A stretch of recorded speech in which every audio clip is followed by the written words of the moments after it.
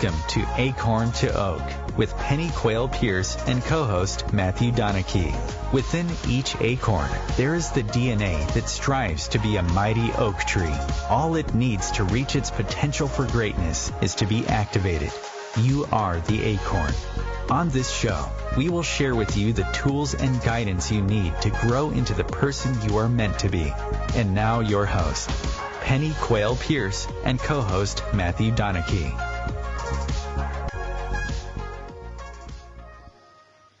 Hi, good evening. It's Thursday the 10th of October and it's World Mental Health today. So Matthew and I wanted to talk about what good mental health is this evening, to just give you a bit of a heads up on how you can make sure mental health is cooking gas. So, Matthew, I hope you.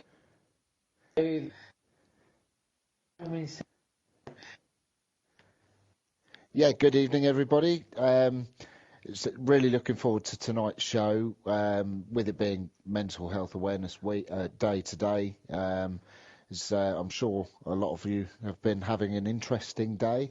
As we were just discussing, there seems to be a lot of stuff up for a lot of people, so it's good to pick a topic that's current. Yeah, absolutely. A lot of questions or traveling this weekend. I've been traveling today, so moving from about a 3.5 hour trip. Interesting, because the last part of it is on small. It's how you, when you're concentrating on driving, which obviously we forget sometimes, driving a lethal weapon, and it's really windy down in Cornwall today, windy and rainy, so it's a challenge on you, and I think it's important to get good mental health. Allows you to be have resources and beck and call. And identify a chance to say and contribute, and it's getting markets. Luckily, the that driving out. It's cooler. We don't know what in the temperature dropped. Definitely going into autumn. There's on the tree, and it's definitely the weather. We've lost the heat in the summer. Just he can have his, because one of the things that's really important with good mental health is our. Okay, I will try. Is this better? Hopefully, Chris. Yeah, I can hear you more clearly. Yeah. Okay. Well, I'll keep on going, and so listeners can hear me, and hopefully this is better to be. We're just going to hand over to me where he can talk about here, because it's really important when we're dealing with mental health is to acknowledge how we're feeling and how we've done during the day, so that we can celebrate things that have gone our way and maybe look at things happen. So just handing you. Hopefully you can hear me a lot better than you have. Yes, okay. Yeah, it's slightly better. So, I think it's a really interesting topic. When we talk about mental health, everyone looks at it from the sort of the negative side, that it's a bad thing and there's sort of something wrong with you. I know very much when I was dealing with mental health, in my late 20s, early 30s, there was a lot of stigma around you sort of, you don't want to tell your friends because you don't want to be a burden. You don't want to tell work colleagues because you're worried about what people are going to think about you. There's this whole thing around it being a mental disorder, and when you look at the word mental, that's what we would class as lunatic, someone who's crazy, someone who doesn't have the right brain function, which is so far away from what mental health actually is. It creates this stigma where people don't feel like they can reach out because of guilt, shame, all sorts of different emotions. And for me, it got to a sort of like a snapping point before I actually admitted what was really going on and how I was feeling. And I think so. I prefer the term emotional imbalance, and all that means is that you've suppressed so many different emotions over your life that I would say you're emotionally full. So you could be watching a film, and something in that film happens, and you end up crying for an hour and not really know why. And it's because in that moment, when you've allowed yourself to connect or something's triggered an emotion within you, it's like all the sad that you've never felt or never felt safe to feel comes out.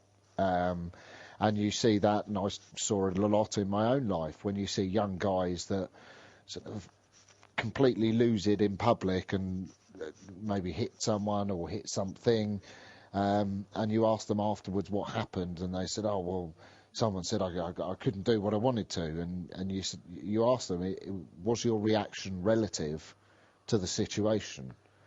So somebody told you no, and you basically had a hissy fit, felt the anger, and again, it's feeling all the anger that it's never felt safe to feel.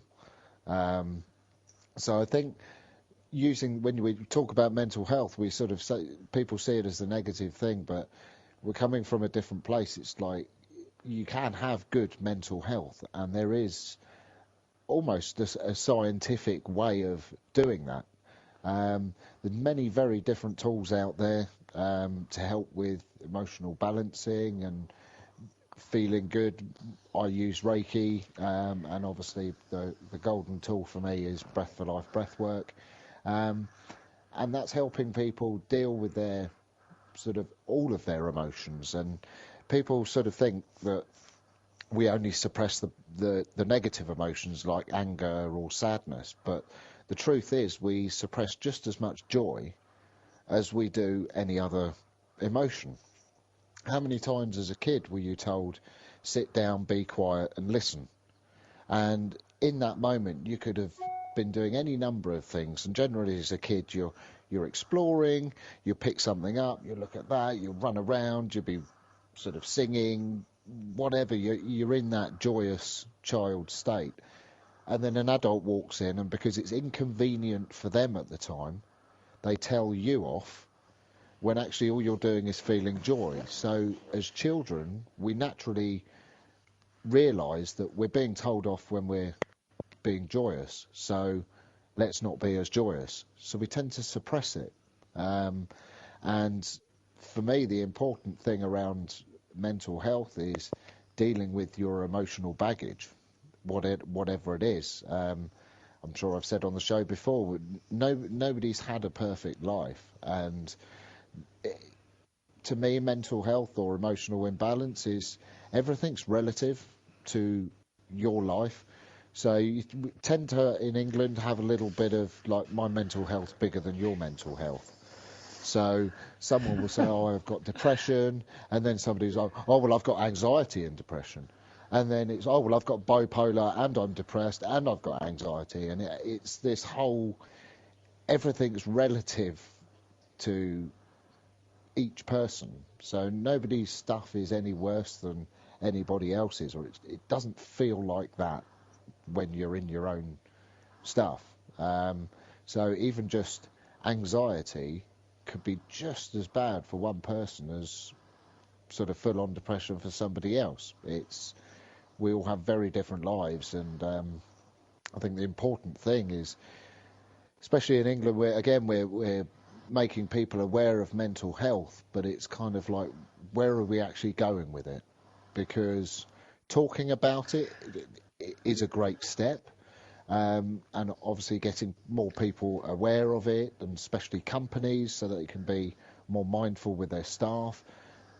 But actually what we really need is action, and that's why I love Breath for Life, breath work, because it's an action tool, and it will allow you to deal with your emotional baggage so that there is more room for passion and joy, and more of the natural state. I know Penny will probably laugh at this. When I first started working with Penny, it was like, oh, I want to get rid of this anger. I just want to get it out. And Penny was like, no, don't do it. Because actually you want to raise the vibration of the anger, because the flip side of anger is passion. And actually some of the most angry people in the world are the most passionate, and it's because they're not seeing the flip side, that they're having the negative experience. So for me, it was kind of like I had to change my sort of empowering decision on, I'd prefer to raise the vibration of it rather than get rid of it. I think that's a good idea. Yeah. So, and now I have bags of passion. And part of the passion that you're feeling is also your unique genius. And I think, this is one of the things that, good mental health day. I mean, obviously it's the World Mental Health Day today. And I couldn't agree with you more around that mental. I mean, straight away it feels like there's a stigma. And, one of the things, obviously, for today is looking at global mental health education, awareness, advocacy against social stigmas. But it's also just looking at how we talk about mental health. And again, I couldn't agree with you more, Matthew, on getting away from mental health and actually looking at emotional health. And looking at how obviously their mental state is important, but it's not necessarily diagnosable mental health problems that are a problem. It's it's feeling down and not knowing what to do about it, having suicidal thoughts, because the person actually underneath the stigma of mental health, it's actually an emotional problem, or an emotional not understanding how to move their lives forward in a positive way. And it's so important, again, the good mental health characteristics are the ability for a person to fulfill key functions and activities, which include, and I wrote a list in the write-up for the show, the ability to learn. Well, it's learning and again, we'll bring in a small tool called reflection. It's looking at your day at the end of the day and going, how did it go? How was my day? Was my day good, bad, ugly? What did I learn from today? If I could do it again, what would I change? And what are the lessons and what have I learnt? And it's looking at that, and it's the ability to do that which helps us move forward in our lives. And I know, I can rant a little bit about this, but unless we reflect, how do we grow? And it is the ability on showing people who have got challenges in their lives how to grow themselves out of the state that they are in right here, right now. Because everybody has that ability to change. Everybody has that ability to make different decisions around their lives when they are shown and guided how to do so. Not everybody is taught these things as a child. Not everybody is taught these things as a teenager. And, it's no wonder that, in teenage years that people become muddled and confused and therefore depressed because they don't know any other way of doing life. Yeah. So it's also the ability to feel, express, and manage a range of positive and negative emotions. And Matthew was talking about some of the positive emotions, because we tend to look at positive emotions and either suppress them or think they're inappropriate. If someone, I was accused when I was in a senior nurse in nursing of being excessively happy. How can somebody be excessively happy? And Penny, you always see the good things in everybody. And this was actually a complaint from a manager, and I look at it and go, you think that's bad that I see good in everybody? And it just made me laugh and chuckle, and I went, well, you need to look at this, because I actually challenged her with it, because what I actually said in the end was, yes, and I see good things in you too. And that kept her quiet. That kept her quiet for a few minutes. So anyway, we're going towards the break. I hope you can hear me better than you have. And we'll see you after the break.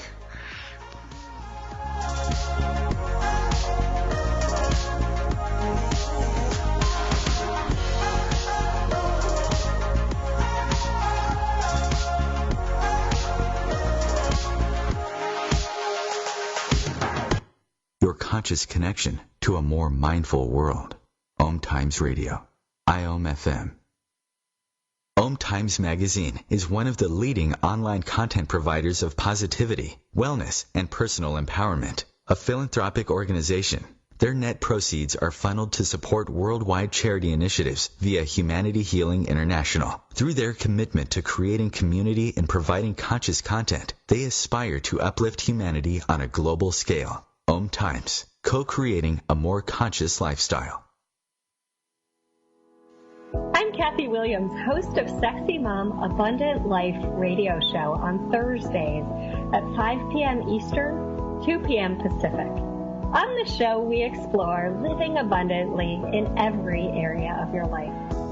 Ways to let go of limiting patterns and beliefs and to step into the flow of creativity and possibility, knowing you are supported by the universe. We are talking about your life. Ever wonder, is this as good as it gets? No, it could be so much better. At Acorn to Oak, we know you are seeking more happiness, joy, unconditional love, financial freedom, passion, and purpose. Find your unique mojo and live an extraordinary life. Want to know more? Contact us at our website, acorntooak.org.uk. 1 in 3 adults has prediabetes. 1 in 3. That means it could be you, your football buddy, your football buddy, or you, your best man, your worst man, you, your dog walker, your cat jogger. While 1 in 3 adults has prediabetes, with early diagnosis, prediabetes can be reversed. Take the risk test at doihaveprediabetes.org. Brought to you by the Ad Council and its Prediabetes Awareness Partners.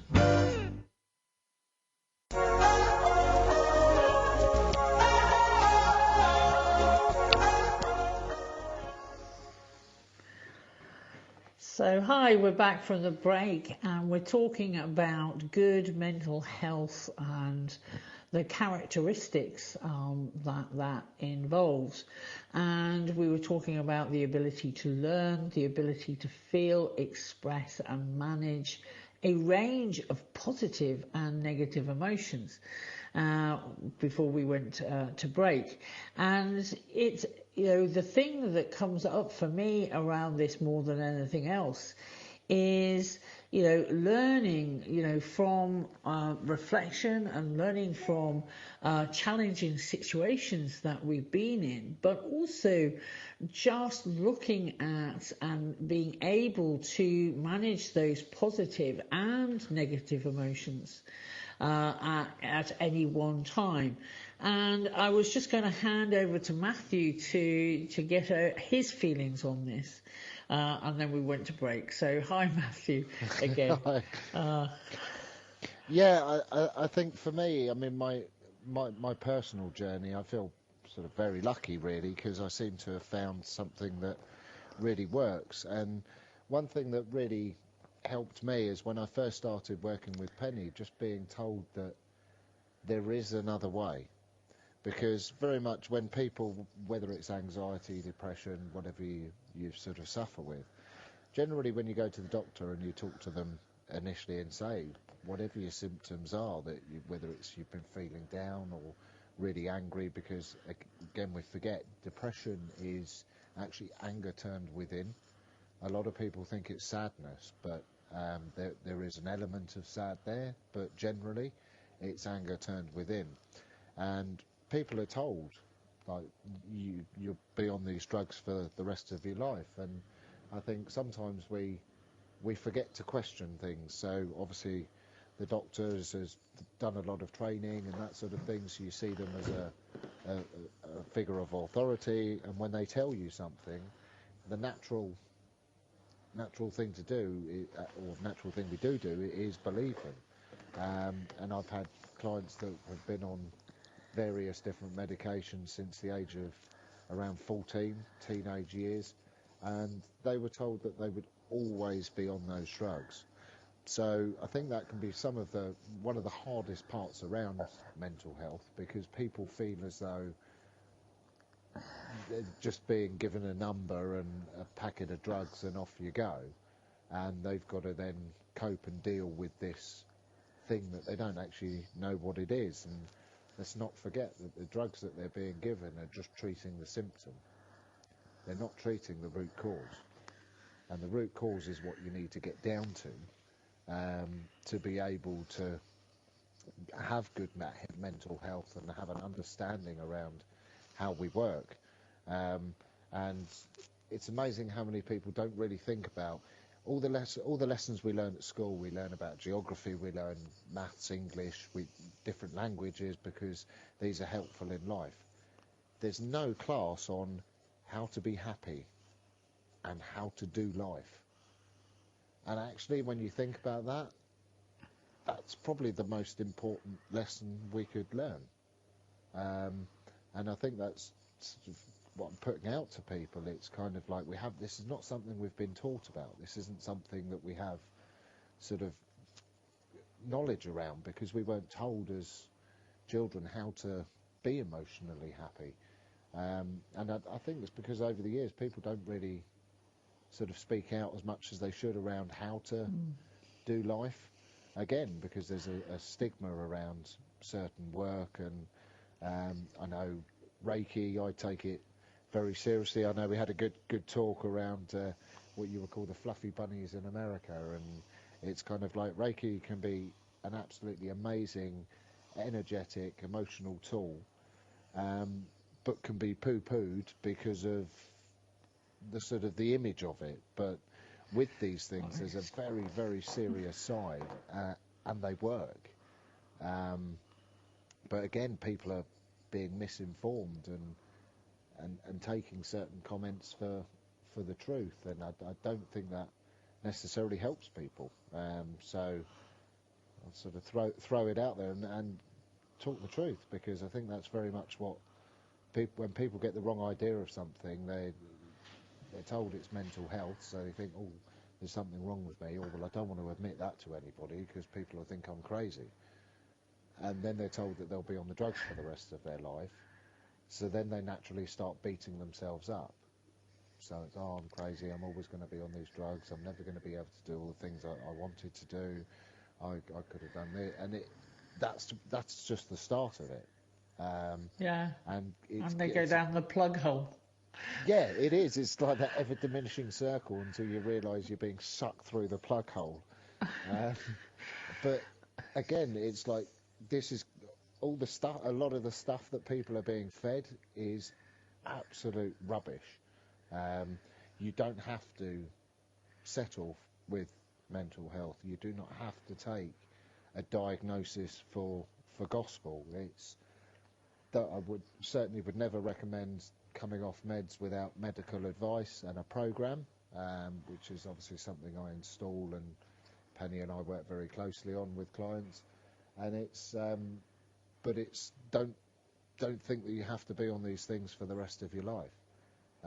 Well, thank you for saying that.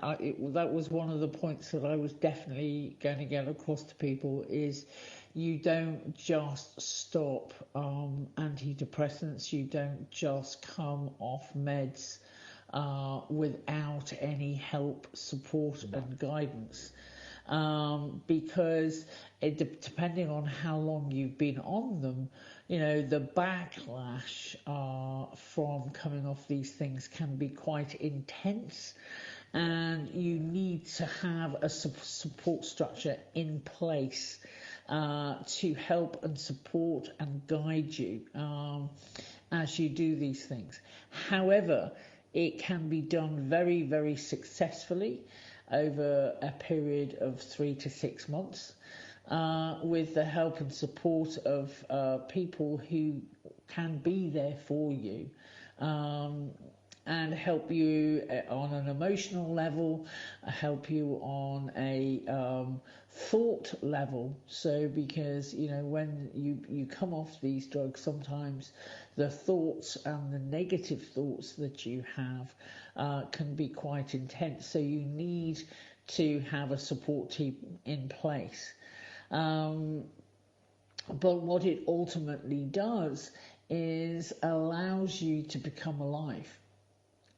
These chemical drugs suppress, and they're incredibly suppressive. And one of the people I've just been working with quite intensely over the last few months, who has come off some heavy-duty chemical drugs, basically has stated quite plainly she has never felt so alive. And that is the point, is anything that depresses you or suppresses you will suppress your ability to feel joy, will suppress your ability to feel alive, be able to make new empowering decisions, and also have good relationships with others. Because what it tends to do, these drugs tend to isolate you into your diagnosis more than anything else. And when you have feelings of isolation, the last thing you feel able to do is to have good relationships with others. And I'm also just talking about real superficial relationships, because you internalize so dramatically when you're on chemical drugs. You don't even smile at people walking down the road. You couldn't be bothered. You don't even say hello or good morning. You don't have conversations with the tellers at a supermarket. You're just in your own world, and you become so isolated that that in itself becomes a problem, and it adds to the feelings of not being part of the world, which an awful lot of people who have mental health challenges don't feel like they're part of the world. They feel that they are aliens in a culture that they don't understand. And so that ability to form and maintain good relationships with others is a really good sign of good mental health. And the other thing, which is also a challenge to people when they are suffering from mental health problems, is the ability to cope with and manage change and uncertainty. And again, I have worked with many people with anxiety or who suffer from panic attacks or whatever. And if anything comes up that is a change for them or brings in uncertainty, that also brings up huge stress for them. And, you know, they will reach, again, I'm just remembering one case where she used to, I don't know if you've got it in the States, but it's a herbal remedy called calms, and it take fistfuls of calms whenever anything stressful came up. And the way she described it was quite amazing. She just basically said, I gobbled them up, you know, a handful at a time. And it was the one thing in the pathology that really brought it home to me was the word gobbled. There's not many people who would talk about gobbling tablets. So, you know, when people get into that state, it's just like they have to do some over the top behaviour in order to deal with that stress or to deal with that uncertainty.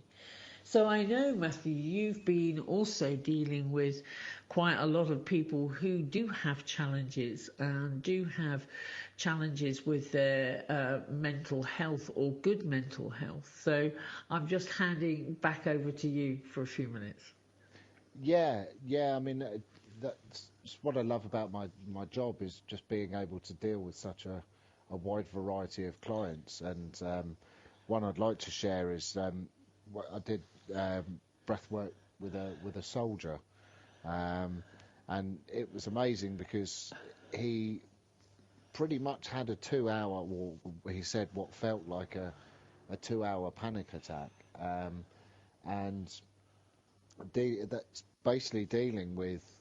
Soldiers are told, when I asked him what's your feelings around, what would you say if I mentioned the word emotions, and he said vulnerability, and he said very much within the army, especially if you're out on the field, you have to suppress your emotions, because if you were to go into your emotions in that moment, you could potentially put yourself in danger.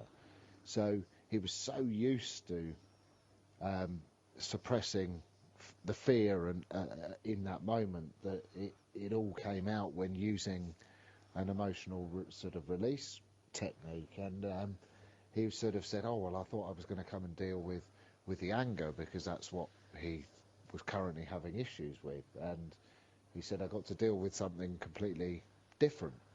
And I think that's like, we all think we have a handle on what's going on, but actually there's other things that we're not aware of that we've sort of suppressed over time.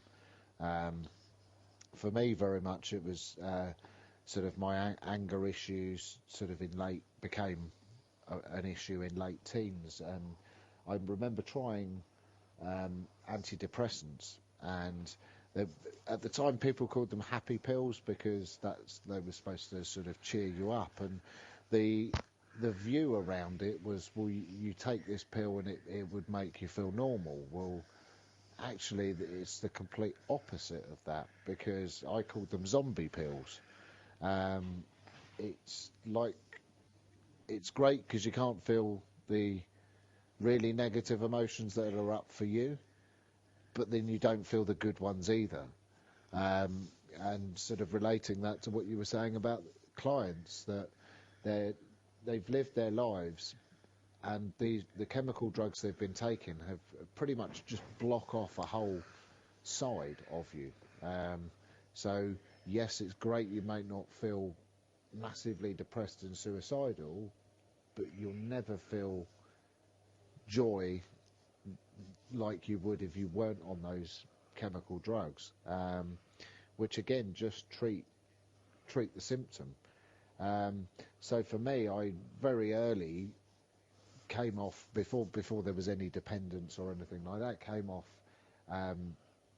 the drugs I was being prescribed at the time, and I was going out partying a lot, and pretty much rather than use the drugs that the doctor was going to give me, I used alcohol and recreational drugs. And I think this is another point which people don't really look into and are maybe scared to sort of talk about and speak out about. But the degree of somebody's addiction or use of drugs and alcohol is just a reflection of how much pain they're in.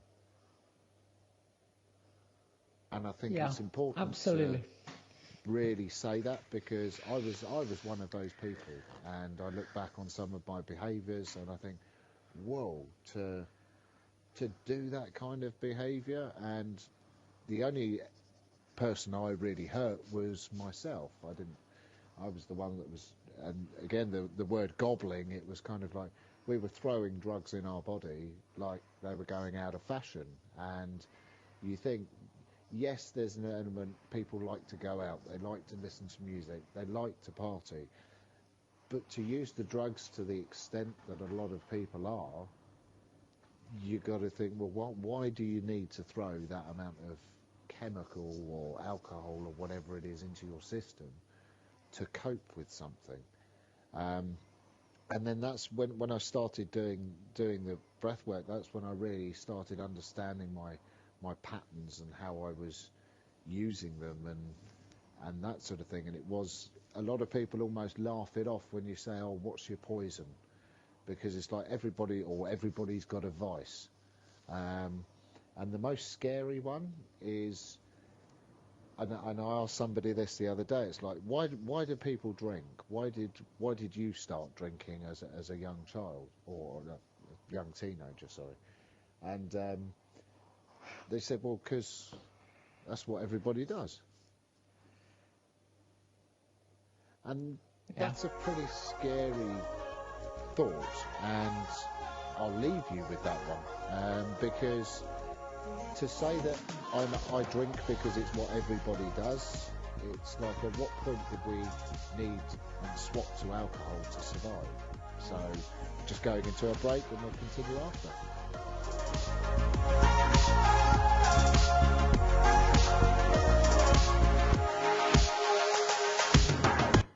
A conscious lifestyle for a mindful life.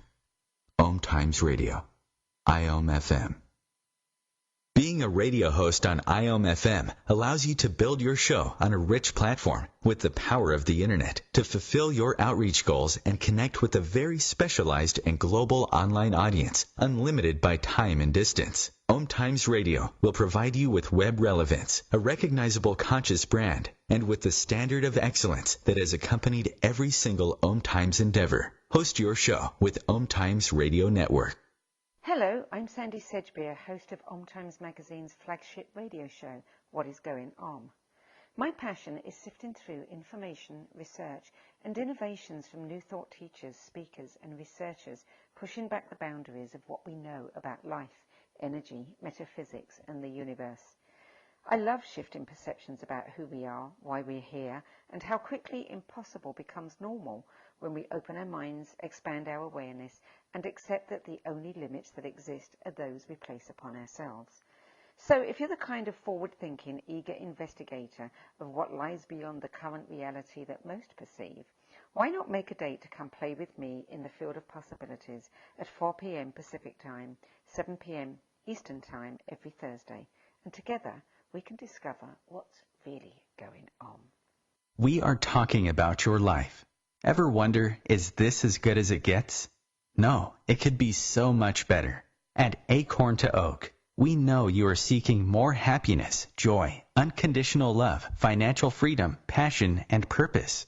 Find your unique mojo and live an extraordinary life. Want to know more? contact us at our website, acorntooak.org.uk. Long ago, you wouldn't think of galloping on a horse while doing calligraphy, and you wouldn't have attempted to ride your bike while typing a letter, yet you think you can safely operate a multi-ton vehicle while texting? Behind the wheel is no place to multitask. If you want to BRB, drive now and text later. Lives depend on it. Visit StopTextStopWrecks.org, a message brought to you by the National Highway Traffic Safety Administration, Project Yellow Light, Noise, and the Ad Council.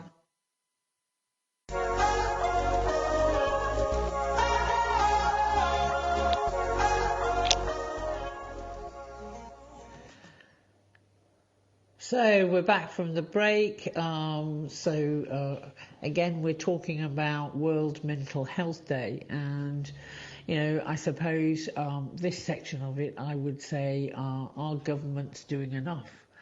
Are people actually taking this seriously, and especially the mental health of our young children, our teenagers, our young adults, but also our older people, and looking at how much money is given to research, how much are we actually caring for each other? We are a global family.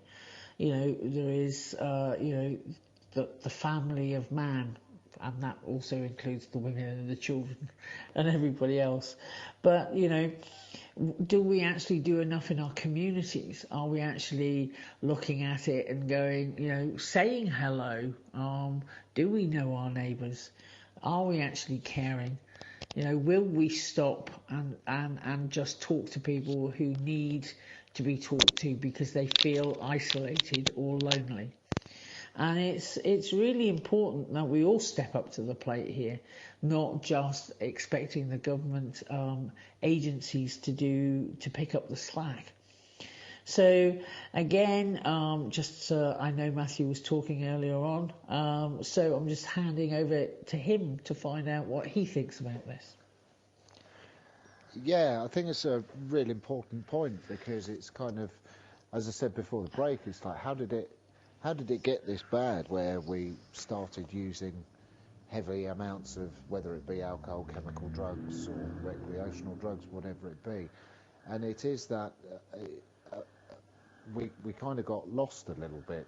I remember back in the 80s to talk about when life seemed simpler, when we didn't have as many distractions, when the pressure to look a certain way and be ultra successful was not as, or didn't seem important.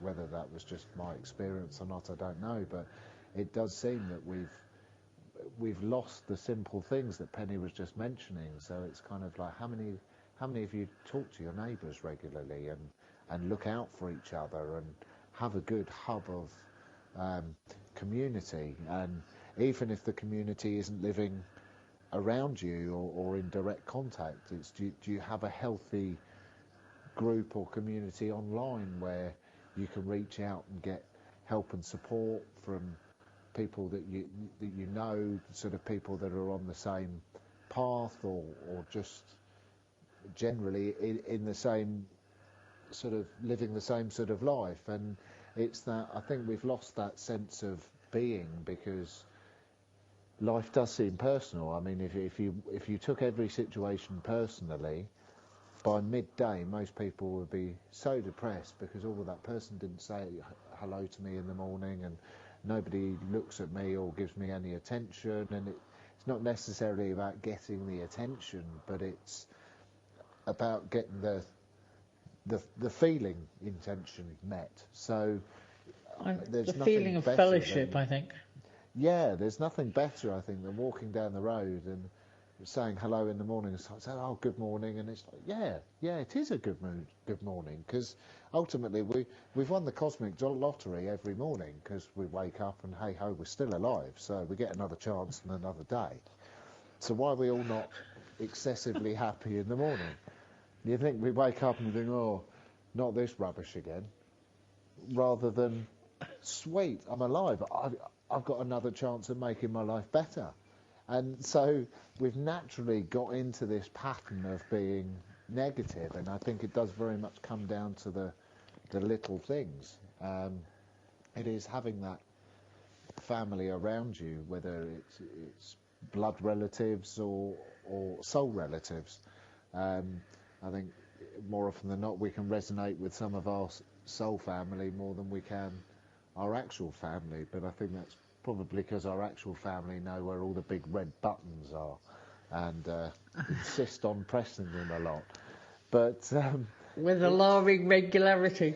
Yeah, and you've got to laugh at it, because families are families, and it is that you may have hissy fits with them, but when it all comes down to it, you love them deeply, and having a bit of a joshing in relationships is really important. And just to throw a point out, that I obviously worked in construction for 20 years, and I think the thing that stops or keeps people surviving that are dealing with mental health in building is the joshing, because you can go to work and have a laugh, and very few guys are personal with their insults, and if they are, they're usually quietened very quickly, because within the building trade it's like everyone loves having a bit of banter, but not at anybody else's expense.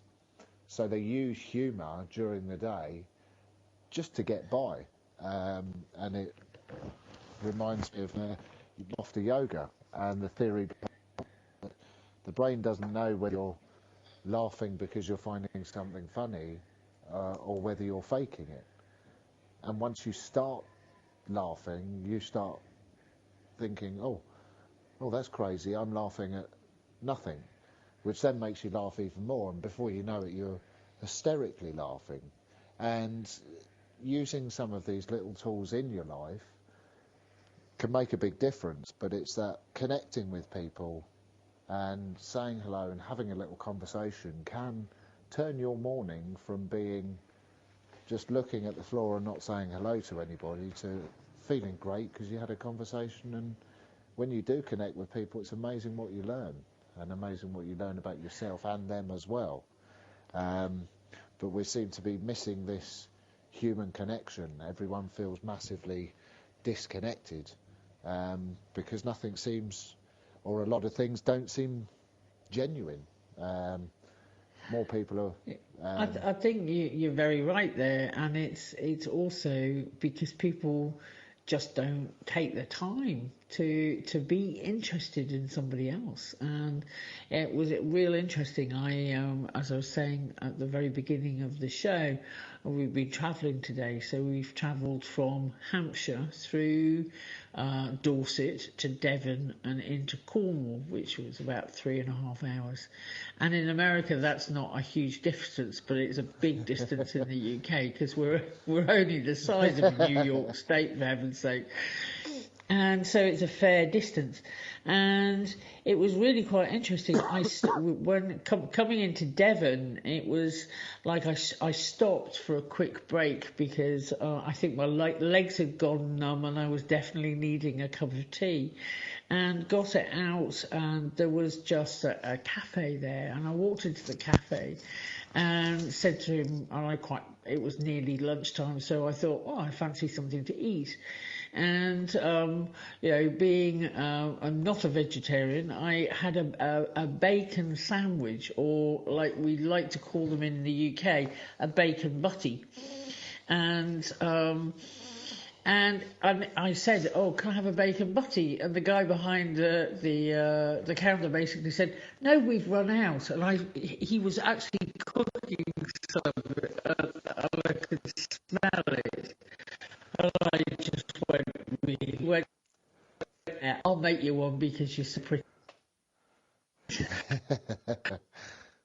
And he just, the whole thing, he was joshing me. It was very, very good by the time I ate it. And then took off and travelled for another hour and a half. On the joy and the companionship that he sent me away with, which was really nice. And we forget that just even those little social interactions can make our day or break our day. And, you know, for me, it's about paying it forward, you know, trying to have a smile on my face and actually having something positive to say to somebody, or even just a smile. And realizing that actually, you know, Paramahansa Yogananda, who was a great spiritual teacher, turned around and encouraged to be smart. Whatever you be, just keep on giving them and keep allowing people who fear change, and so you pick that up and realise that by that balloon next to them for a while during the day. And you know, I couldn't impress more on people how everybody feels disconnected at times. Everybody, is it worth taking a step?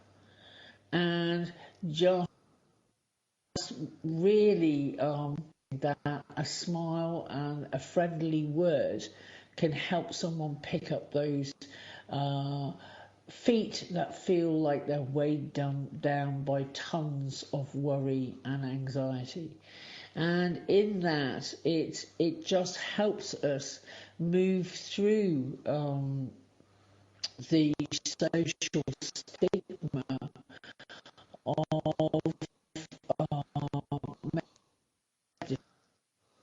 because all mentors have, you know, incorporate people, expect people to take actions in society where, you know, it feels like we're fighting an uphill battle on occasion. And, you know, he was talking about joy, but it's not just we're not feeling the joy, we're not feeling the peace, we're not feeling the calm, we're not feeling like we're appreciated, we're not feeling like necessarily we're doing a good job, because the job description changes all the time and we're constantly having to up our game. So constantly, that leads to uncertainty, and that leads to feelings of poor self-worth, especially when we're having to minute by minute, not just day by day, but it's literally, you know, when I look at I receive per day, looking 300 to 400 emails a day. And, you know, we're constantly looking at opportunities, things that maybe are important, people writing their stories to me and asking for help, which is I have no problem with, because, you know, that's where my soul sings. But it's really important that, you know, we're constantly on the move, and, you know, technology is moving so fast nowadays that if you're not a computer whiz, then you feel like you're behind. And there's nothing worse for people than feeling left behind. And if you have, you know, a mental health issue, you know, maybe obsessive behaviour or whatever it is, can you imagine how that extra pressure of new technology and the new ways of doing things send people. So anyway, handing back to Matthew again after I've had my little bit of a rant. Yeah, to be honest, that's something I've sort of had over the years. There was very much at school, you either got well into computers or you didn't, and I was more into game consoles than I was PCs. So yeah, it's something I do actually struggle with using computers, but it's not something I enjoy, so I've learned to farm it out rather than sit there frustrated trying to do something I can't do. yeah, just bearing in mind we have a couple of minutes left, so just to, I know I've thrown some interesting points out there, and another one would be, because I had to put the conversation with Penny. I remember when I was younger and I used to ask older women, my nan, my mum and other girls, well, what is it the girls really want? And I was always told that personality is the one thing that counts, and that's what really matters in life. And you look around yourself now, I'm sure it's the same in America as it is over here. I know there's a program around a certain family that all seems about looks, and you've got to look like this, and your boobs have got to be this big, and your bum's got to be that big, and then the next year it's the other way around. So you've got all these women that are shoving all sorts of things in different parts of their bodies just to keep up with the look, and it made me think, if personality is what matters, what's driving all these women to do this behaviour? And it is that they're lost, and it's trying to put on a mask and be somebody else rather than connect with a genuine person. And their lack of... Yep. So we're vastly coming towards the end of the show, so thank you very much for listening. I hope some of this has resonated and helped you, and we shall speak to you next week. Take care and have a good week.